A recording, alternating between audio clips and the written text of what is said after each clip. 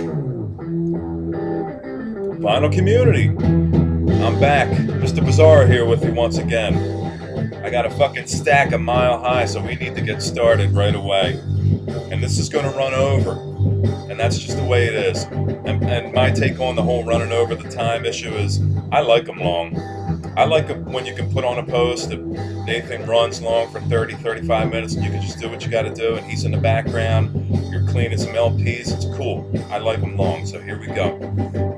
In the background, a band I never heard of until today when I ran into it in my local record shop. It's a band called Ilmo Smokehouse. And I believe they're out of Illinois. They're predominantly rock, but there's jazz in there, there's piano, there's flute, it gets mellow, and on side 2 there's the drummer plays a double bass, side 2 there's a fucking double bass drum solo. So it's all over the place. I like it, it's cool. These LPs are a combination of, there's no thrift store finds in here, these are all shops. Mom and pops, that's it. I went to Philadelphia today, a neighboring state, and then some local shops around where I found these, and filled quite a bit of the gaps in my collections. Excuse me. So here we go. I should have taken these sleeves off first. Here we go. Kansas. This is Monolith.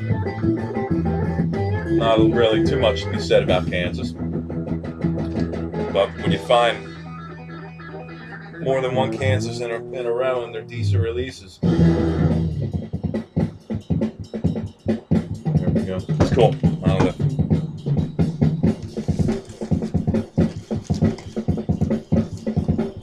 Got another one. This is Mask. Just gonna run through these. If you don't know about Kansas, go ahead and look them up. They're all over YouTube. They have their own wiki. Song for America, one of my favorites. Ran into some Mountain. I like me some Mountain. I like me some Leslie West. This is Mountain Avalanche. This has some live stuff and some studio stuff. Oh, this is the drum solo, double bass. This is Mountain. Again, Climbing. Another great album. There's Felix. Unfortunately, had his head blown off by his wife. That's a whole nother story. Here's Nantucket Sleighride. My favorite Mountain album.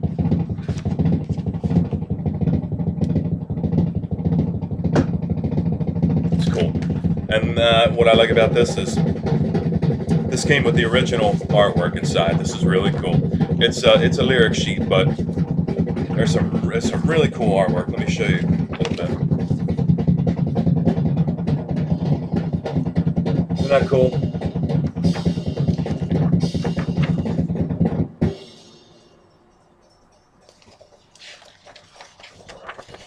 Neat, right? All the lyrics are in here as well. Really good shape. Found all these ones that are by the same band. I found together. Somebody brought in their collection. Got Street Survivors with The Fire. Do a little history on Leonard Skinner and you'll know why they got rid of The Fire. I'm not going to blow it for you.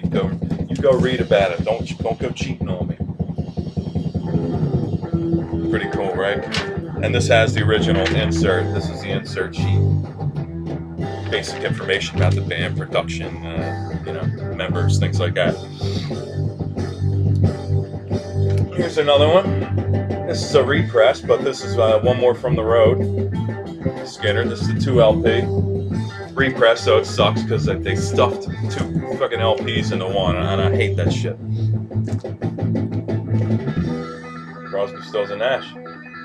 Great. What an album. I love this album. Mellow. Make you want to cry.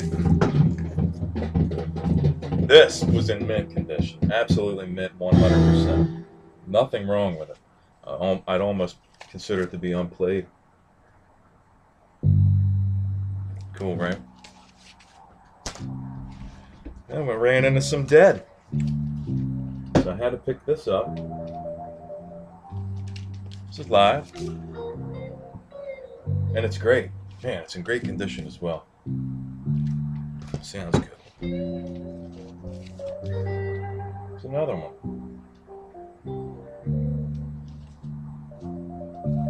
This is volume 1. I didn't know what volume this was. Bear's Choice, volume 1. Cool.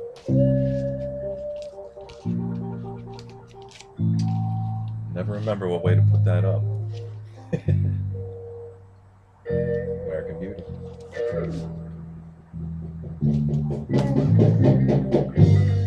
Ah, some soundtracks to some of the movies back in my day, man. The highest in technology at the time. Who remembers Black Hole? With Maximilian. That fucking prick robot, that red one. Where's he at in here? There he is. Right here. Maximilian! That was just a standard. That wasn't a gate or anything. This one is cool. This is a gatefold, and it's got the different pages in here. This was meant you put the LP on, and it would you'd look at each picture, each number. Really cool. It's got all cool sound effects in there. That's what we had to listen to back when I was young. All right. Another one. Close Encounters. Alright. You know Close Encounters? If you don't, go check them out. Open up another window on your computer and look at it right now. What are you waiting for? I believe this is Foghat's first. I don't like a lot of Foghat, but I love the first Foghat. It's great.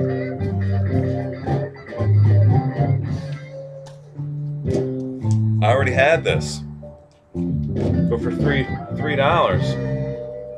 Moving Pictures. What the hell?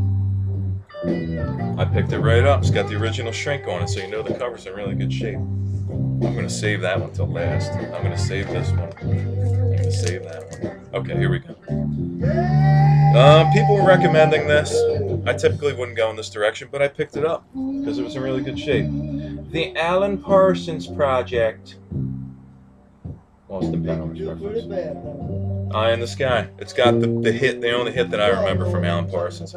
It's not as progressive as I would have liked it to be, but I also hear that iRobot is more progressive. So I think I'm going to head to iRobot next. But I'm going to keep that because it was in really good shape. I had another one of these 25-cent finds at the thrift shop, and I found this for $1. It's super hard rocking shit. I don't care what you say about Pat Benatar, the fact that she's a female, but the band is great, man. Especially guitar player. I think it's her husband. I forget his name. Another good one. Companion to another quarter find I got, but this was $1. Dog and Butterfly.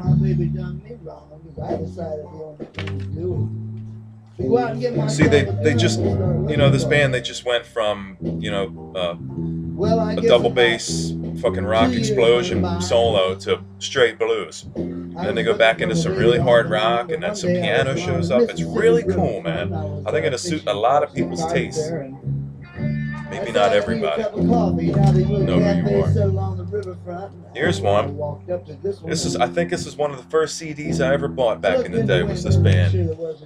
It's Travel and Wheelbarrows, Volume 1. The only real volume. All the other ones suck. The super group of the day. Except for what's his name? I forget. One doesn't belong. It's like Waldo. Which guy doesn't belong? All right, now listen. I'm going to show you these, but you can't laugh. All right? You promise? Don't fucking laugh at me. All right? I got these strictly out of nostalgia because I got some memories attached to these albums. These are sealed. $4 a piece. All right? All right, go ahead, laugh. Go ahead, I'll give you a minute. Go ahead, laugh. All right, you got it out? You got it out of your system now? All right, the Go-Go's Vacation. This is sealed. $4. $4. There's another one. Get 2 laughs for the price of 1. Another $4 one. This is Beauty and the Beat. I forgot. I didn't even know what the name of the albums were. I just remember some of the songs that were on the radio at the time. Nostalgia. That's a nostalgia buy. And here's some borderline hard rock metal. I wouldn't consider them really metal. Maybe borderline hair metal. I don't know. But not metal, true metal. The Rat. Invasion of Your Privacy. This isn't my favorite one. I forget what the name of the album is, but it's got Lack of Communication and that on there. Remind me of what that album is if somebody out there's got it. And I whispered these words in your ear. All right. I found this and I had to get it because it was in good shape, and believe it or not, I didn't have it. Rob, Panix, if you're watching, don't get mad because I never had this, but I'm just starting to build my Zeppelin collection because I had it on CD for years and I never bought it back in the day. Zeppelin 1. Great. What's my favorite song on here? Probably How Many More Times. And now here's another companion to a 25-cent thrift shop find. As soon as I walked in this record shop today, this mom and pop store, I saw this album. They had it on the floor, laid against the wall under the CDs, and it immediately popped out to me because I still got Clash on the brain from the initial US release that I just got for $1. So this went right up on the counter as well. This is London Calling. It's a double LP. I heard a few clips. I haven't heard this whole thing yet, but I know it's punk, and I know it's going to be cool, and I know I'm going to like it. I never got into Clash initially because I just considered them a little too, I was into really hardcore, underground punk, not this mainstream. It didn't start out mainstream, but it ended up mainstream. Alright, I think this is probably my holy grail, and this is the first of its kind that I own in my collection. And I emailed Rob from Boston because when I think of Zeppelin, I think about him. And there are so many questions I need answered on this LP. I know the basics on it, but I don't know anything else. So if there's anyone else out there watching right now, you can educate me on this, please. This is obviously a bootleg. It's Led Zeppelin, A Cellar Full of Noise, live in Japan. And let me just zoom in on these tracks so you can see what these are. Okay, that's strictly for the people that know what, might know what this bootleg is about. Now there are a few odd things other than it being a bootleg, and it's a white blank, and with the paper insert in it. That's the first thing. It's obviously a bootleg. The second thing is, and I'm going to pull this out of here, and I want to show you. I know this is a bootleg. This isn't a white label. I don't know if you can see this. Let me try. Do you see how that's kind of opaque and kind of transparent? It's backwards. The label is upside down. It's facing the wrong way. When they pressed it, they pressed some kind of label for another band, another group, and I haven't really sat and figured out what it is because it's all backwards and it's barely legible.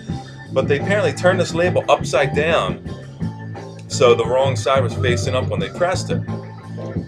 So that's the second thing. The third thing that's strange about this LP is it's not standard 33. When I put it on 33, and I have a 33 speed, I have a speed setting for each one of my speeds. And when I have this at 33 at my standard setting, right around where you would tune all the other LPs, it was way too slow, so I had to tune it way up to the top end of 33.